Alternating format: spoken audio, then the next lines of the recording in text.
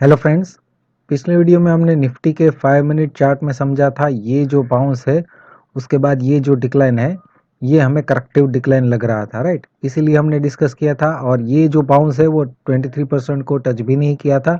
तो हमने डिस्कस किया था कि अगर ऊपर खुलता है तो ये 23% को टच कर सकता है या हाई के आसपास ये जा सकता है।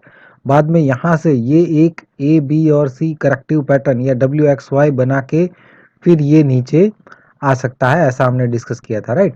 तो अभी ये गैप अप ओपन होके यहाँ पे इस लेवल के ऊपर ऑलरेडी आ चुका है, मतलब ये जो रेजिस्टेंस रेंज थी उस रेंज में ऑलरेडी ये आ चुका है। अब ये यहाँ से फिर से डिक्लाइन कर सकता है, पॉसिबिलिटी बन सकती है। अगर इसके ऊपर ट्रेड करता है तो ही पॉजिटिव है।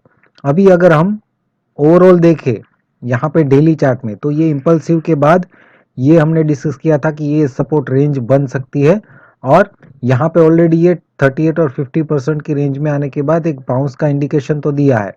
ये डिक्लाइन जो है उस पर हम फोकस करेंगे कि क्या ये रिवर्सल हो चुका है या अभी भी ये नीचे जा सकता है। तो इस डिक्लाइन को अगर हम देखें स्मॉलर टाइम फ्रेम में, ये 1 आवर चार्ट में, तो ये ए और 1 बी और 2 और सी और 3 कंप्लीट हो चुका है। यहाँ से सी और 3 का रिट्रेसमेंट निकाले तो 23 और 38% की रेंज में अब ये ऑलरेडी आ चुका है। और अब ये अगर इरेगुलर करेक्शन है और यहीं से अगर कल से डिक्लाइन स्टार्ट हो जाता है, ये हाई जो बनाया है आज वहीं से डिक्लाइन शुरू हो जाता है, तो वेव 5 का प्रोजेक्शन आ रहा है 17,148 से लेके 16,951, इस रेंज में हमें डिक्लाइन देखने को मिल सकता है। अभी ये पर्टिकुलर पैटर्न जो है उसको स्मॉलर टाइम फ्रेम में देखते हैं, वहां पे क्या लग रहा है। यहाँ पे हमने जैसा कल डिस्कस किया था ये ए, ये इरेगुलर बी और ये इम्पल्सिव है, इसलिए हमें वेव सी लग रहा है, राइट।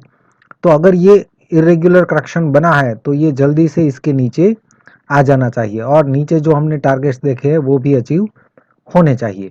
मान लीजिए कि अगर हम गलत है, यहाँ पे ये सी और 3 बनाने के बाद ये नया इम्पल्स ऑलरेडी शुरू हो चुका है, तो ये इम्पल्स के बाद एटलीस्ट इस रेंज में करेक्टिव डिक्लाइन तो आएगा, राइट। उसके बाद जो है ये वेव 3 के लिए जाएगा, राइट। तो अगर ये ओवरऑल अगर ऊपर ये रिवर्सल हो चुका है तो भी इस रेंज में तो ये करेक्टिव डिक्लाइन देना ही चाहिए, राइट। तो दोनों ही केस में अभी कल के लिए इस रेंज में हम डिक्लाइन एक्सपेक्ट कर सकते हैं। और ये 61% को नीचे ट्रेड करने लगता है तो जैसा हमने डिस्कस किया, लो को ब्रेक करके जो नीचे के हमने वेव 5 के टारगेट्स देखे हैं वो भी हमें देखने को मिल सकते हैं।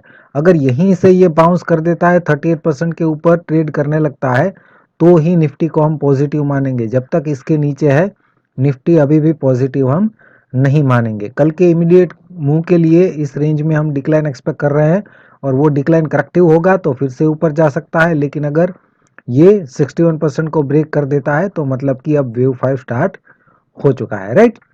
तो फ्रेंड्स, निफ्टी में आज के वीडियो में बस इतना ही। लाइक कर दीजिएगा। वीडियो देखने के लिए आपका बहुत बहुत शुक्रिया, धन्यवाद।